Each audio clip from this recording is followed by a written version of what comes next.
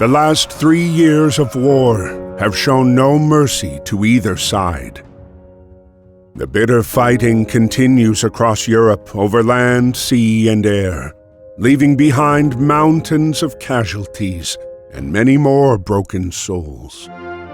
The United States till now had remained neutral, but the mounting economic pressure and the return of Germany to unrestricted submarine warfare finally awakes the sleeping giant. On April 6, 1917, the United States declares war on Germany. Within months of the declaration, the U.S. Army launched the first universal draft. And despite enduring segregation in their own country, over 360,000 African Americans enlist, eager to show their patriotism, in hopes of returning home as heroes. James is one of these men.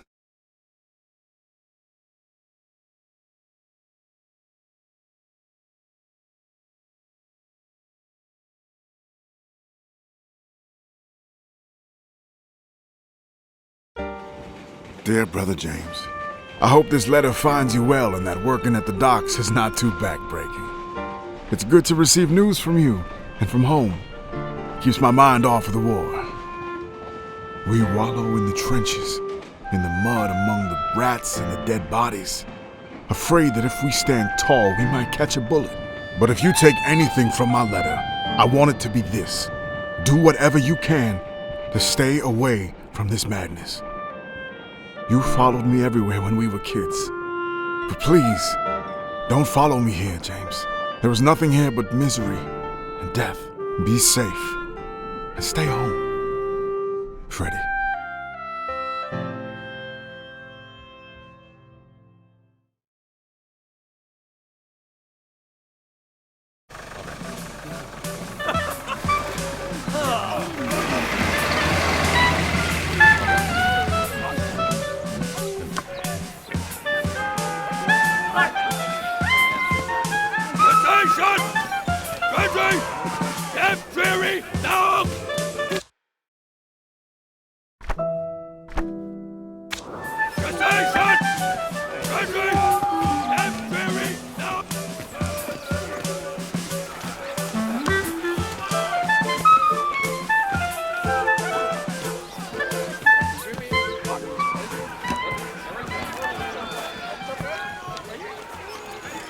No.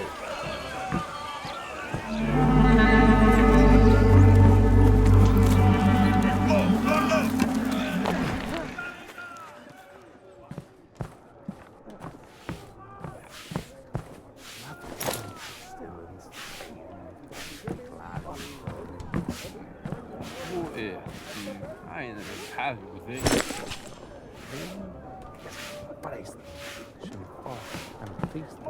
Up! Fucking same.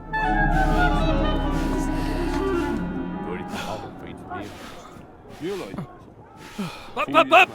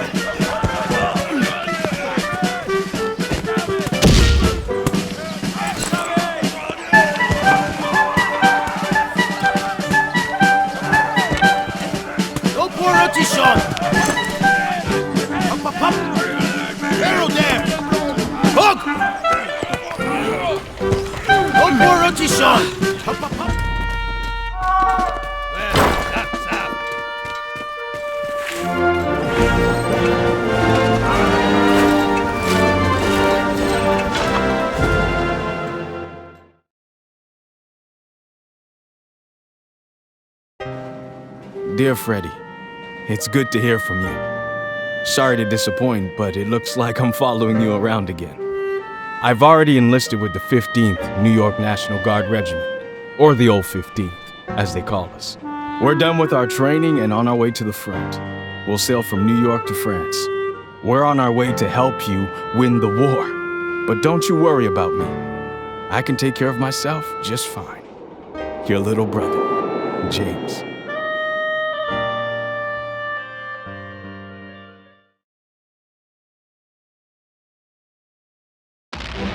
April 9th, 1917, Vimy Ridge. This geographic stronghold, held by the Germans since the early days of the war, remained impenetrable. In the latest attempt to break through the German defenses, ground forces were ordered to team up with the British Royal Flying Corps.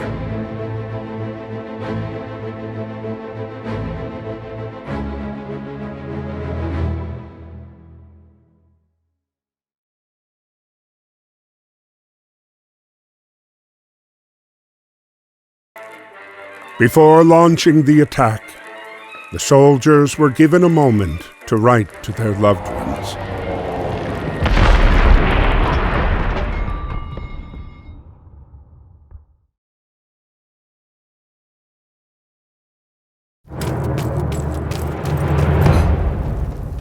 Aim.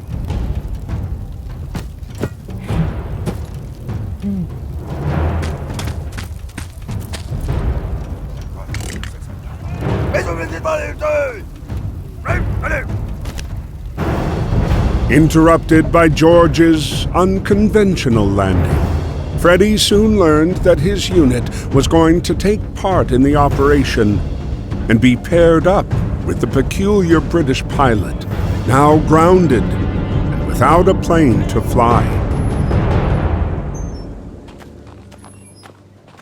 10 hot! Oh! Ready?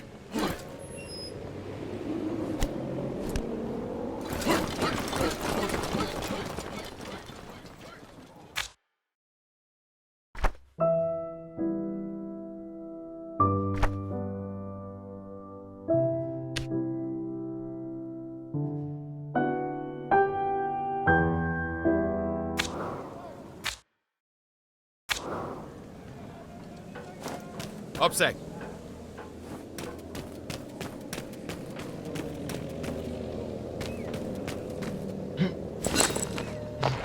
Archie!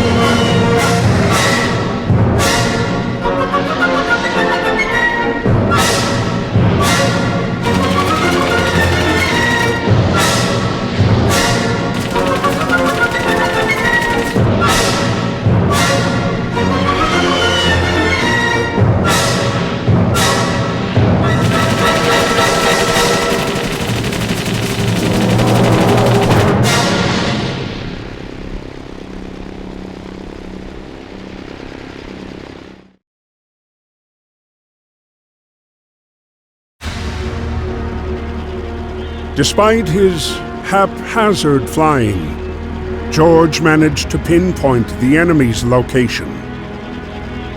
He relayed the information to Freddy, who then launched the strike on the enemy cannons. But despite the triumph of reclaiming Vimy Ridge after 3 long years, their victory was marred by the dead bodies strewn across the hillside.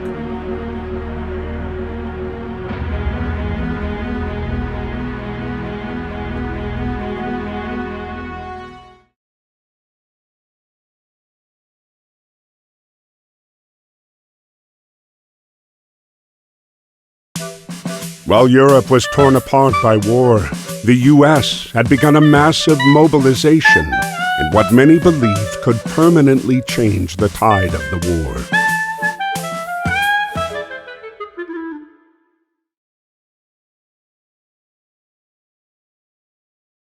Aboard the USS Pocahontas was a racially segregated unit. The Old 15th, made up almost entirely of African American soldiers. These men were sailing to Europe, ready to put their lives on the line, to prove their love for a country that didn't always love them back. Dear Freddy, we're on our way to France. This is our first night at sea. But don't worry, me and the boys are ready. Speaking of the fellas, I lucked out and I'm getting on good with a fine bunch of them. There's Fidgety Lang Edwards, who never puts down his drumsticks. Jack Harris, our medic from Chicago. Joey Brass is from Harlem and plays a mean banjo. And Chef Caldwell is always cooking up stuff for us. We just have to make sure to get served before B.B. Johnson. Great guy, but he can really put it away. Well, I gotta go now. Practice is about to start and there's no jazz band without a clarinet. Stay safe. We'll see each other soon. Your brother, James.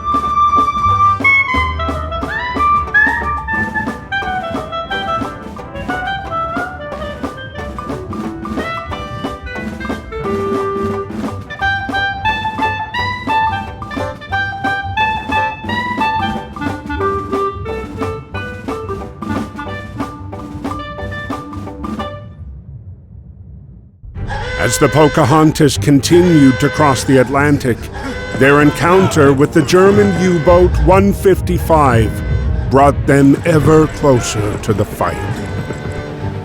Entering the battlegrounds of the war, their ship was spotted by Ernst.